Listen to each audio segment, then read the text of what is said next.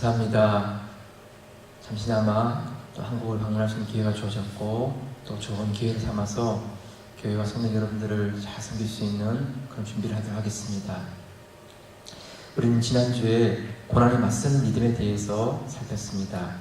이번 주는 고난 중에 가진 소망에 대해서 욥기의 말씀을 가지고 한번 나누겠습니다. 누구에게나 고난은 있습니다. 크냐 작으냐 하는 정도의 차이는 있지만 다 누구에게나 고난은 다가오는 것이지요. 이런 고난을 잘 이긴 사람이 있다면 그분들은 어떻게 그 고난을 잘 이겼는지 묻고 싶고 알고 싶은 그런 마음입니다. 지난주에 보았지만 욥은 인생 가운데 너무나 큰 고난을 당합니다. 하루아침에 10자녀가 다 죽임을 당하지 않습니까? 한 명만 죽어도 부모의 마음속에는 너무나 큰 고통인데 그 사랑스러운 10자녀가 다 죽임을 당하는 그런 일을 맞이했다면 그 마음이 얼마나 마음이 무너지겠습니까? 평생 모은 재산이 한순간에 다 날아가 버립니다. 외적들이 쳐들어와가지고 그걸 다 빼앗아 버리는 것이지요. 근데 여러분, 그나마 남아있던 건강도 또 갑자기 무너지고 맙니다. 온몸에는 악창이 돋아나고 있고 너무나 그 피부의 가려움 때문에 기와장을 가지고 긁어보아도 시원치가 않는 이런 모습을 보여주고 있습니다. 함께 영원히 있으려 생각했던 아내가 그런 욥의 모습을 보면서 자녀가 죽고 재물이 다 날아가고 건강이 나빠져 욥이 고통 가운데 있는 것을 보자 그 아내도 견디지 못하고 떠나가 버리고 마는 것입니다. 여러분, 그래도 믿고 싶고 붙잡고 싶었던 사람은 아내였는데 그 아내가 떠날 때 욥의 마음이 얼마나 허전하고 아쉬우셨습니까? 이런 일들이 오랜 시간이라는 게 아니라 너무 짧은 시간에 갑자기 덮쳐온 것이지요. 욥의 상황 입장에서는 이것들을 맞이할 수 있는 상황이 아니었습니다. 갑자기 이 모든 상황들이 덮쳐오는 것이지요. 그래서 욥이 이렇게 고백하고 있습니다. 오늘 이건 욥기 19장에 14절부터 18절 말씀을 같이 한번 볼게요. 제가 볼게요. 내 친척은 나를 버리며 가까운 친구는 나를 잊었구나. 내 집에 우간한 자와 내 계집종들은 나를 외인으로 여기니 내가 그들 앞에서 타국 사람이 되었구나. 내가 내 종을 불러도 대답지 아니하니 내 입으로 그에게 청하야 했구나. 내 숨을 내 아내가 싫어하며 내 동포들도 혐의하는구나. 어린 아이들이라도 나를 업신여기고 내가 일어나면 나를 조롱하는구나. 순식간에 다가온 이 고난을 통하여서 지금 욥에게 일어나는 일이 뭐냐 하면 주변에 있는 사람들의 관계가 다 깨어지는 것입니다. 친척은 버리고 친구는 잊어버리고 종들은 더 이상 욥의 말을 듣지 않는 것이지요. 심지어 어린아이들도 욥의 이런 모습을 보면서 조롱하고 업신여기는 것입니다. 여러분, 이런 정말 적막한 상황, 이런 처절한 상황 가운데 욥 자신이 가지고 고백하고 있는 또 하나의 고백이 뭡니까? 욥기 19장 2절에 보면 이렇게 되어 있죠. 내 피부와 살이 뼈에 붙었고 남은 것은 겨우 이 껍을 문이로구나. 그 고통이 얼마나 처절했으면 더 이상 그 건강했던 욥이 피부와 살이 뼈에 붙어버렸습니다. 피골이 상접해지는 이런 상황이 되었고 그 입술이 이가 다 빠져들었는지 이 껍질이 붙었다고 이렇게 되어 있습니다. 얼마나 고통이 심해든지 살이 쭉쭉 빠지고 그 이마저 다 흔들려서 다 빠져나가는 이런 상황. 이런 욥에게 무슨 소망이 있을까요? 이런 욥에게 더 이상 살만한 이유가 어디에 있을까요? 아내를 잃었죠. 자녀를 잃었죠. 재물과 건강을 잃었지요. 그리고 주변에 있는 사람들은 다 그를 멸시하기도 하고 조롱하기도 하지요. 여러분, 이런 일을 당하면 사람들은 절망하고 낙심하고 또 어떤 사람들은 심지어 자살도 하는 것입니다. 멀리서 친구들이 욥에 대한 소식을 듣고 찾아왔습니다. 그런데 욥의 모습을 보는 순간 너무나 깜짝 놀랐습니다. 그들이 생각했던 욥, 그들이 알고 있던 욥이 아니었습니다. 그 피부는 까맣게 이미 거울려 변해버렸고 그의 몸은 수척한 채로 말라버린 그런 모습이었고 그의 이는 다 빠져서 제대로 말을 이어가지 못하는 그런 욥의 모습을 볼 때 그들은 할 말을 잃어버리고 말았습니다. 그래서 아무런 말을 하지 못했지요. 그렇지만 시간이 지나서 친구들은 욥에게 이렇게 조언합니다. 욥아, 너에게 이러한 삶이 다가온 게 혹시 내가 하나님 앞에 죄를 져서 그런 게 아니냐. 내 자녀들이 너는 알지 못하고 우리는 알지 못하지만 하나님께 그 죽을 만한 범죄를 짓고 있어서 하나님 그들을 징계하신 게 아니냐. 이렇게 얘기하는 것입니다. 욥은 아니라고 말하고, 욥은 내 아이들이 그런 사람들이 아니라고 말하지만 친구들의 그 집요한 그 조언과 비난 앞에서 더 이상 할 말을 할 수가 없는 것입니다. 네, 여러분, 이런 답답한 상황, 이런 억울한 상황, 이런 상황까지 맞이 않다면 정말 살아가는 게 하루하루가 너무 힘든 것이지요. 앞은 보이지 않고, 길은 전혀 뚫리지 않고, 뭔가 붙잡을 수 있는 소망이 보이지 않고, 근데 여러분, 이런 절망적인 상황, 이런 답답한 상황 가운데 있지만 욥이 끝까지 붙잡고 있는 소망이 있습니다. 욥이 바라보고 있는 믿음의 소망이 있습니다. 오늘 본문에 보면 두 가지가 나오는데 그 두 가지가 욥이 그 침묵 가운데, 그 답답한 가운데 그가 붙들고 있는 것입니다. 여러분, 욥은 어떤 것을 붙들고 있을까요? 그 두 가지가 무엇일까요? 첫 번째가 뭐냐 하면 나의 중보자가 계신다는 것입니다. 나의 중보자가 계신다는 것입니다. 욥을 가장 힘들게 한 것은 물질도 아니고 건강도 아니었습니다. 욥이 가장 힘들어하는 것은 자기를 이해해 줄 수 있고 자기 상황을 받아들일 수 있는 그 가까이 있는 친구들, 가까이 있는 주변 사람들, 그들이 욥을 이해해 주지 않는다는 것입니다.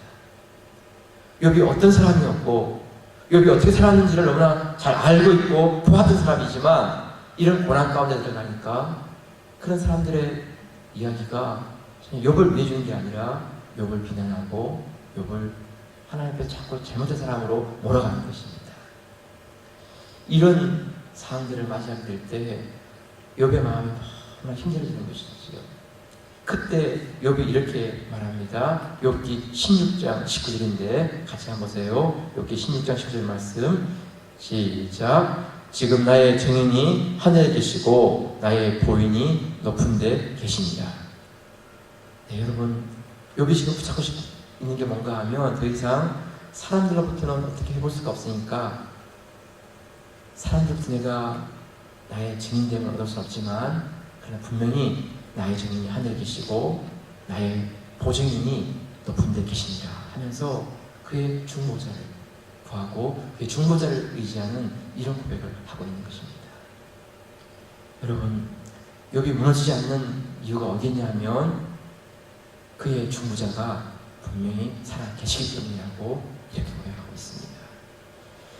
욥기 16장 21절인데 같이 한번 보세요. 욥기 16장 21절 사람과 하나님 사이에와 인자와 그 이웃 사이에 변백하시기를 원하노니 사람과 하나님 사이에서 그 변호해 주시기를 원하고 인자와 그 이웃 사이에서 분명히 변호해 주실 수 있는 그분이 있음을 내가 구한다 이렇게 고백합니다. 여러분, 이분이 누구시지요? 이분은 구약에서 아직 완전하게 드러나지 않지만 그러나 이분은 바로 신약에 오실 또 우리 중보자로 오실 메시아이신 예수 그리스도, 그분에 대한 고백을 하고 있는 것입니다. 디모데전서 2장 5절에 보게 되면 하나님은 한 분이시요 또 하나님과 사람 사이의 중보도 한 분이시니 곧 사람이신 그리스도 예수라 하면서 우리 주 예수 그리스도께서 인성과 신성을 가지신 바로 그분께서 우리의 중보자 되신다 하는 뜻을 고백하고 있습니다. 요한일서 2장 1절에 보니까 나의 자녀들아 내가 이것을 너에게 쓰면 너희로 죄를 범치 않게 하려 함이라. 만일 누가 죄를 범하면 아버지 앞에서 우리에게 대언자가 있으니 곧 의로우신 예수 그리스도시라. 여러분, 우리에게 대언자가 있다는 것입니다. 파라클레이토스. 세상 모든 사람들이 오해해도 또 그 세상 사람들이 이해하지 않아도 그러나 나를 이해해 주시고 내 삶을 분명히 아시는 바로 그분이 계시다는 것입니다. 그분이 누구인가 하면 예수 그리스도, 우리의 중보자가 계시다는 것이지요. 욥은 아브라함과 같은 시대의 사람이었습니다. 그러니까 구약으로부터 모세 이전에 있던 그 아브라함 BC 2000년 즈음에 있는 바로 그분이었습니다. 근데 그 BC 2000년 전에 계신 그 욥이 2000년 후에 오실 예수 그리스도 그분을 바라보면서 그 중보자 예수님에 대한 고백을 하고 있는 것입니다. 욥기 16장 20절에 보면 이렇게 되어 있어요. 나의 친구는 나를 조롱하나 내 눈은 하나님을 향하여 눈물을 흘리고 이렇게 되어 있어요. 내 주변의 사람들은 나를 조롱합니다. 내 옆에 있는 친구들은 나를 이해해주지 못합니다. 그러나 욥이 가지고 있는 것은 뭔가 하면 그런 가운데 있다 할지라도 내 눈은 하나님을 향하여서 바라보며 눈물을 흘린다고 이렇게 고백하고 있습니다. 예, 속상한 일을 당했죠. 참 답답한 일을 당하고 있죠. 억울한 일을 당하고 있죠. 누구에게 하소연하고 누구에게 이야기를 틀어놓을 만한 그런 상황도 아니지요. 그런 그때 욥이 눈을 들어서 하나님을 바라보면서 자기의 삶을 그렇게 아래에 있는 이 눈물로 고사하는 이 고백을 드리고 있다는 것입니다.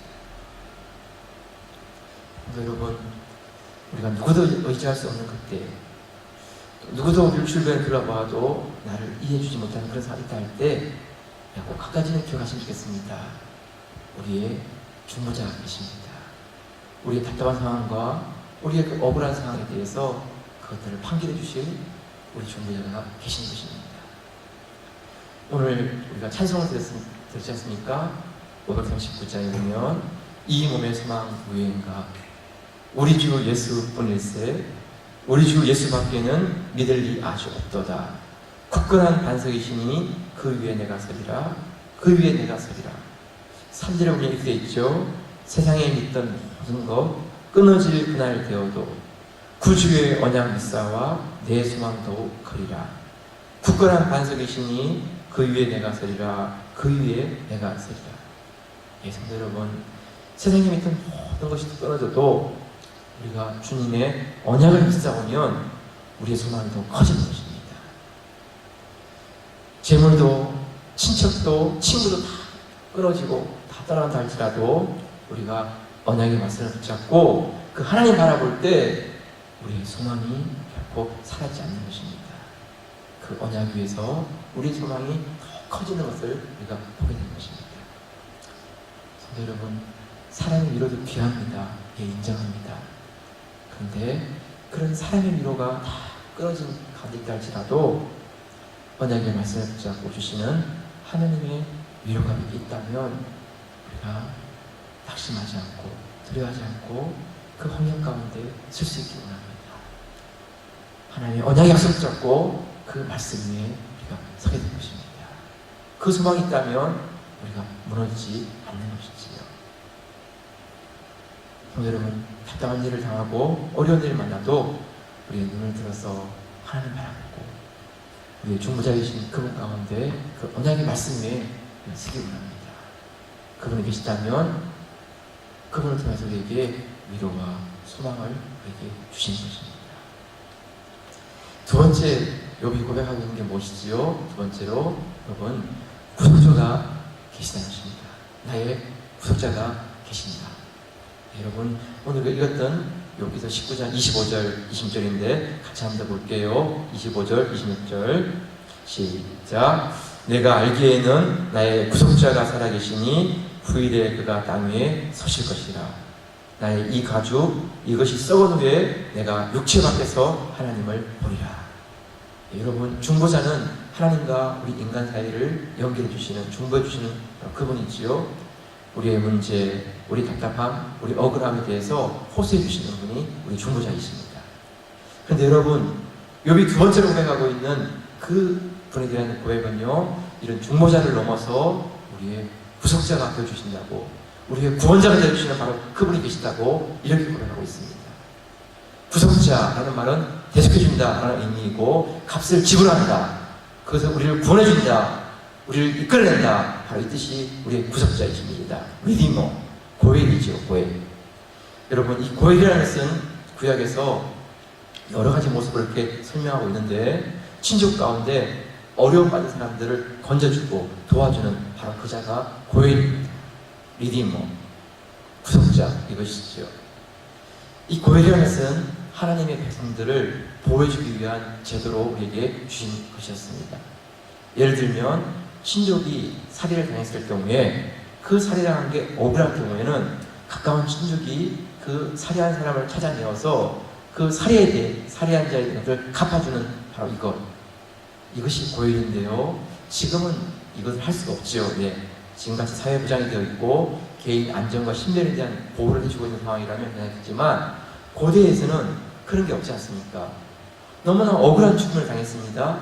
그런 경우에 그대로 내버려두면 그 사람 또 다른 사람들을 죽게 될 것입니다. 그런 경우에는 가까운 친족이 그 살인한 사람을 찾아내어서 그 살인한 사람을 붙잡거나 아니면 그 살인한 사람을 살해함으로 말미암아 더 이상의 무고한 피를 흘리지 않도록 막는 것, 바로 이것이 고혈이었습니다.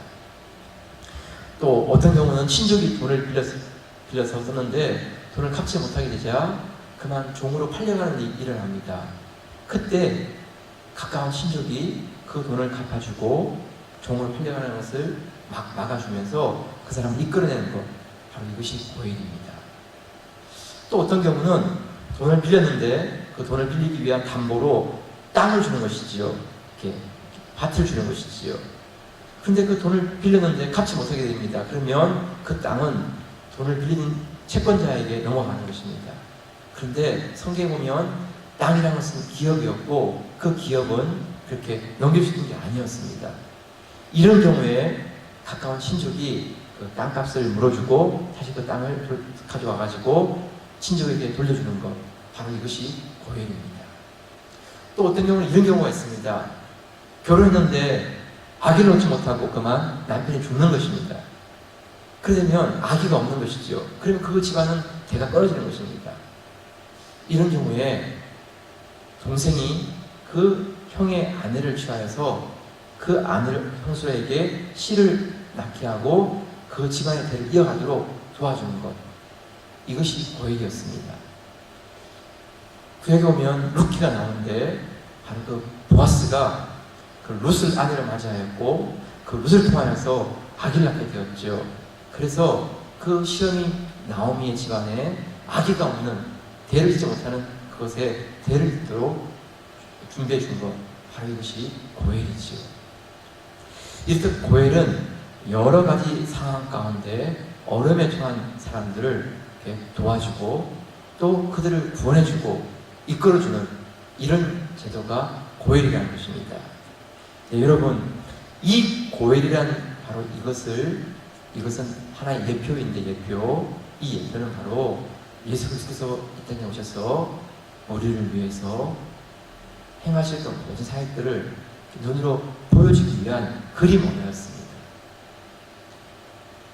예수님은 이 땅에 오셔서 우리를 위해서 죄 가운데 우리를 구속해 주시는 십자가로 말미암아 피값을 지불하시고 그리고 우리를 구원해 주시는 참된 구원자가 되어 주셨습니다.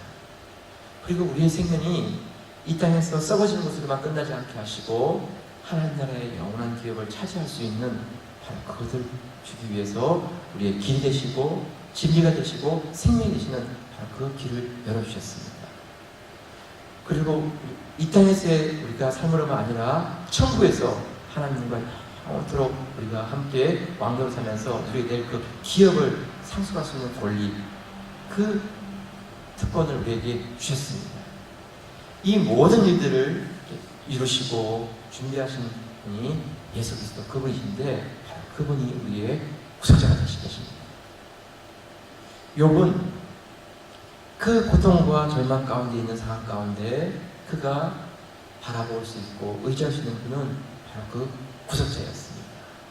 그래서 그가 지금 이 땅에서 이 구속이 고혈이 일어나지 않는다 할지라도 내가 언젠가는 이 육신 밖에서라도 내가 그 고혈이신 구속주를 바라고 있을 것이다 라고 하는 그 소망을 가지고 그가 그 가운데서 견디고 버티고 있는 것입니다. 사랑하는 성도 여러분, 요한에서 4장 12절에 보게 되면 이렇게 되어 있는데요. 요한 4장 14절에 보면 아버지가 아들을 세상의 구주로 보내신 것을 우리가 보았고 또 증거하니 하면서 아버지께서 그 아들을 우리 세상의 구주로 보셨다라고 분명히 말씀하고 있습니다. 바울은 바로 그분을 통하여서 이런 선언을 하고 있습니다. 로마서 8장 35절로 30절인데 누가 우리를 그리스도의 사랑에서 끊으리요? 혼란이나 곤고나 핍박이나 기근이나 적신이나 위험이나 칼이랴. 기록된 바 우리가 종일 주를 위하여 죽임을 당케 되며 도살할 양같이 여김을 받았나이다 함과 같으니라. 그러나 이 모든 일에 우리를 사랑하신 이로 말미암아 우리가 넉넉히 이기느니라. 네, 여러분 눈으로 보면 너무나 절망적인 상황들이 많죠. 환난, 곤고, 핍박, 기근, 적신, 위험, 칼. 그런데 상황으로는 도저히 이길 수 없는 그런 상황 가운데 있는데 예수 그리스도의 말미암아 우리들이 모든 환경을 이기고 넉넉히 넘어서게 되는 이런 날들을 보게 하신다고 약속하십니다. 예, 이건 우리의 힘이 아니죠. 예수 그리스도 안에서 누리는 하나님의 약속이고 축복인 것이죠. 요셉은 형들에 달려서 애굽의 종으로 내려갔습니다. 보디발의 집에 가서 총으로 섬기는데 그 보디발 아내가 또 모함을 하여서 누명을 씌워서 감옥에 들어갑니다. 얼마나 답답합니까? 얼마나 억울합니까?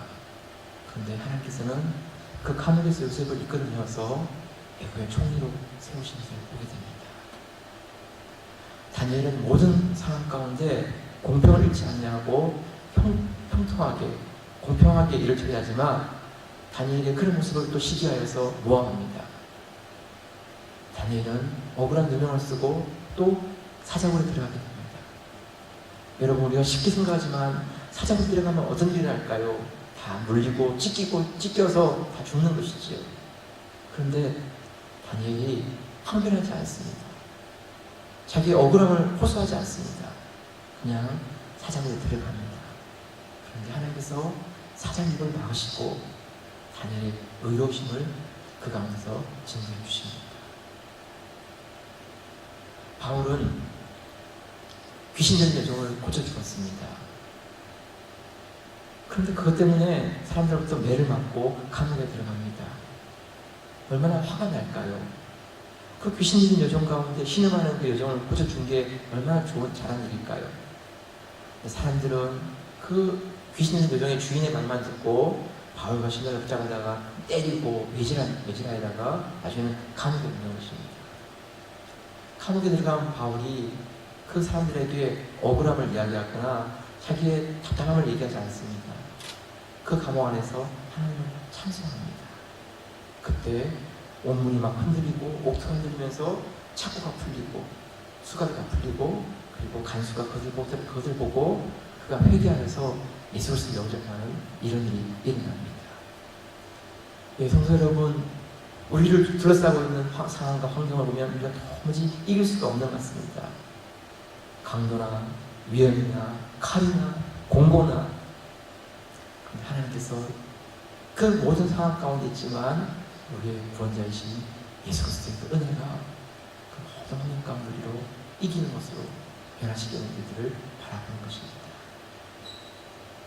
우리의 구원자가 우리의 구속주가 살아계시기 때문입니다.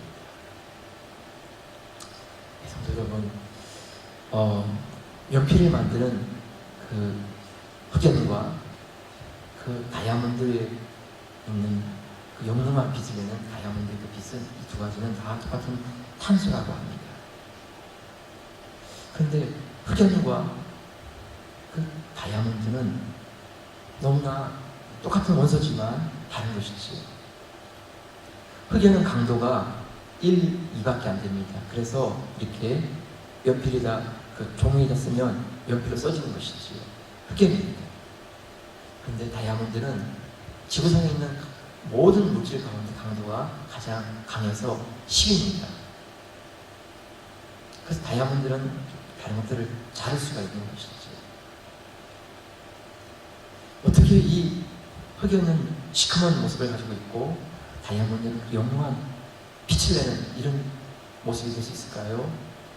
두 가지가 똑같이 있지만 산소가 들어가지 않는 상황에서 가운데서 고온과 고압으로 갑자기 순간적인 압력을 이렇게 넣으면 그 탄소가 그 시커멓던 그 빛이 환한 빛으로 이렇게 바뀌어진다고 합니다.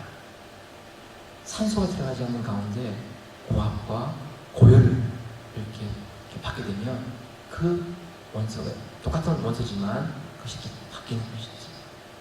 그래서 다이아몬드가 너무나 빛을 내는 밝은 빛을 내는 왕관과 목걸이와 귀걸이 가운데 그 빛을 내는 그런 아름다운 모습으로 바뀌어지는 것이지. 성도 여러분, 우리가 신앙생활 하면서 어떤 경우에는 참 설명할 수 없는 시간과 환경 가운데 너무나 고난이 우리를 덮치고 그 고난이 우리를 감싸고 있는 일들을 보게 되지요. 어찌할 바를 알지 못하고 또 어떻게 이걸 감당할 수 있을까 전혀 길이 보이지 않고 성도 여러분, 한 가지 소망을 잊지 않으면 좋겠습니다. 그리고 이것도 하나님의 손에서 벗어난 것이 아닙니다. 하나님 그 가운데 계시고 그 가운데 우리를 두신 것이지. 때로는 고압과 고일 같은 그런 상황들이 우리를 짓누르고 있지만 어쩌면 그 속에서 우리가 시커먼 흑연으로만 남는 게 아니라 영롱한 빛을 내는 다이아몬드로 우리 삶을 바꾸시기 원하여서, 변화시키기 원하여서 우리를 이렇게 만져가시는 하나님의 손길일 수 있는 것입니다. 오늘 말씀을 마무리하겠습니다. 성도 여러분, 우리 중에 참 힘들고 어려운 삶을 살아가면서 때때로 마음 가운데 절망하기도 하고 낙심하기도 하는 이런 경우가 있을 때 우리가 사랑 보지 아니하고 하나님 바라보면 좋겠습니다. 우리의 중보자가 살아계시고 모든 환경을 다 바꿀 수 있는 우리의 구속주가, 구원자가 살아계십니다. 그분의 허락하신 시간 속에서 그분께서 말씀하시면 모든 상황이 다 바뀌어지고 새로워지는 것이지.